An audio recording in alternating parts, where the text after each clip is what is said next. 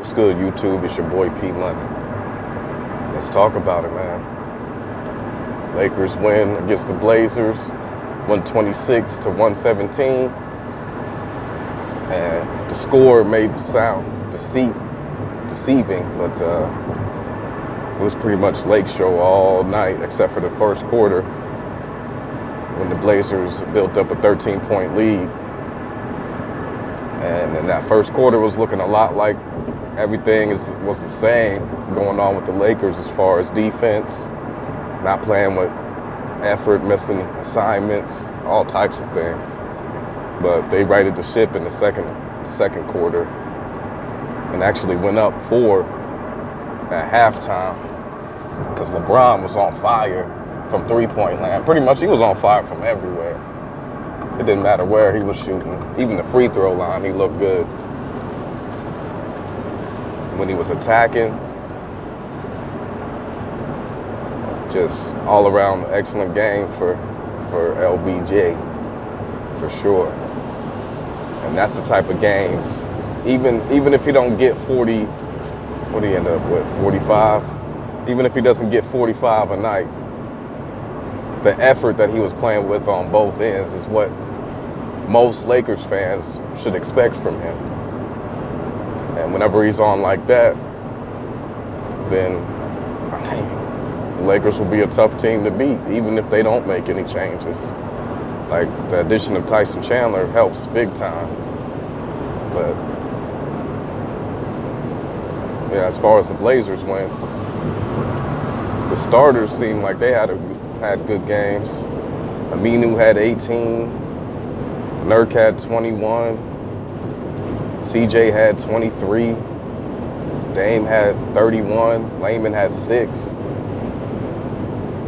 But there was not much help from the bench at all in this game from the Blazers. And that's been the difference for them this year, so far this year. And that's the reason why they're number 2 in the West right now, is their bench. But they just didn't show up today or last night. They were not on. Myers Leonard had a decent game as far as offensively. I think he had 7 points off the bench. And everyone else, they either had like Seth Curry, I should say. Seth only had, I think he only played 7 minutes. He didn't have any points. But he had a rebound, an assist. Stauskas, I don't think he scored either, and he played 14 minutes. So he just didn't get any production from the bench last night. And that happens. Definitely happens. But no excuses. Lakers came to play. LeBron passed Wilt Chamberlain for 5th all-time in scoring. Just an amazing feat for him. I'm definitely not no hater, so I give props when props is due, and LeBron was balling last night. Even I thought Brandon Ingram looked pretty good last night as well. Kuz didn't really play that much. Like, he didn't play his typical game. But with LeBron cooking like that, it's kind of hard for Kuz to get into a rhythm like that. Because LeBron was pretty much, he was on, so he needed the ball. They had to pass it to him. Lonzo looked okay. There was a travel that I did not like. The refs did not call it. Everybody just stopped play. It was in the 4th quarter too. I remember it. He was on the corner, looking like he was going to shoot a 3, and then somebody came over and defended him, and then he took 2 steps over, but didn't dribble the ball, and the refs didn't call it. Everybody stopped play, and then Lonzo passed it off real quick. I want to say to KCP, but no excuses. That type of stuff happens all the time in every game, so I didn't like that, but what can you do? Got the T-Wolves, who looked much improved. I watched their game, and Covington and Sarek look really good, integrated already with Karl Anthony Towns, Andrew Wiggins. Jeff Teague is back and he's playing well. So they got a lot of talent over there on Minnesota. So I would not be surprised if Minnesota makes playoffs like I thought they would. Because Covington was playing pretty well for Philly. I think he was shooting almost 50% from three. So that's a nice pickup for them. And yeah, they lost Jimmy Butler, who's a 20-point plus guy, but they got it back with those two easily. Because last night, I think they combined for either 22 or 24 points. So that's Jimmy's production right there, along with good defense, at least from Covington. Covington had some excellent defensive series in their game against the Pelicans. So I'll definitely look out for the Wolves. I saw OKC smacked up on the Knicks without Russell Westbrook. So just imagine once they get Westbrook back and they start actually cooking with each other. OKC is going to be a problem too, and their bench is pretty talented too. So that's definitely a team you gotta look out for. And then the Jazz, man, I don't know what the hell is going on with Utah. Like, 68 points is unacceptable. That's like what happened to the Suns last year against the Blazers in the very first game of the season. They just up and quit. And I don't like that when teams do stuff like that. So something ain't right with the Jazz right now. I don't know if anyone's injured or not, but that's that type of effort. It's not good at all. Not good.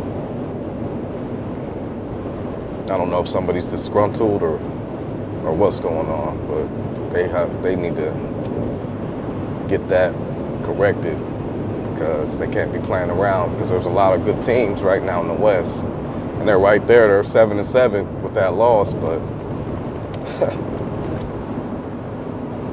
as you can see, teams can get on a rhythm and they'll just start cooking, and then if you're still messing around, you might be 5 or 6 games down already. And in the West, you get 5 or 6 games down, it's a wrap. So they gotta definitely fix that. But I like this. I liked how the Blazers tried to close out the game. They tried to stay in. Like, they were down pretty big and ended up only losing by 9. So that's at least a little moral effort for them. They haven't gotten blown out this year by anyone. So that's got to feel good for them to continue to fight, even though the bench wasn't really doing that much. But I like what I saw from Nurk. I like what I saw from Dame. He almost had a triple-double. I mean, it won't get talked about that much because LeBron had such a good game, but Dame was right there too. He had 31, 9, and 10. So he was right there too.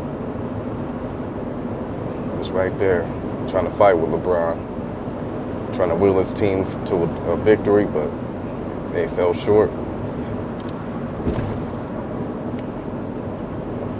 But like I said, we got Minnesota next on Friday, and it's in Minnesota, so we had a nice little home stand, so now we're going on the road.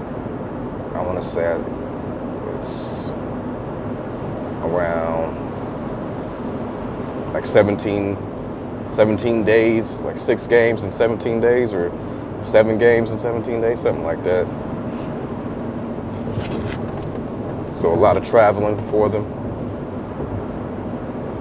So they might be flat in a couple of games, but it's no excuse. Still got to play the games. And I definitely expect Blazers and Wolves to be a nice game.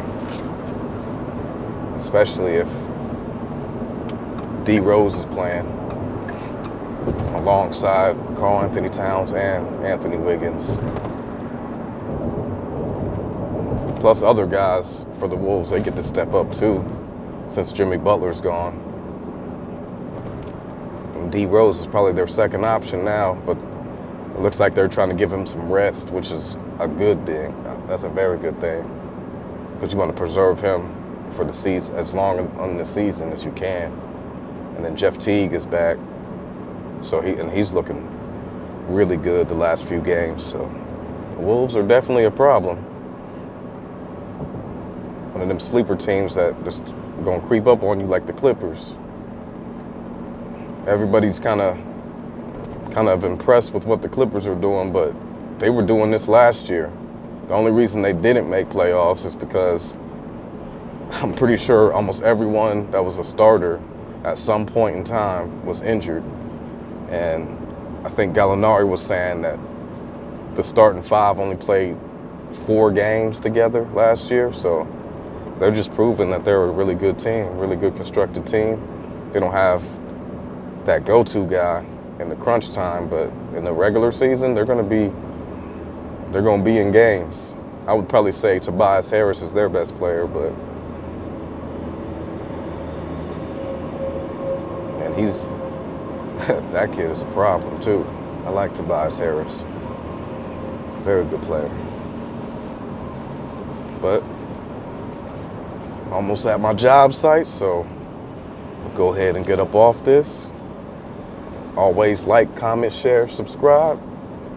It's your boy P Money, and I'm off this.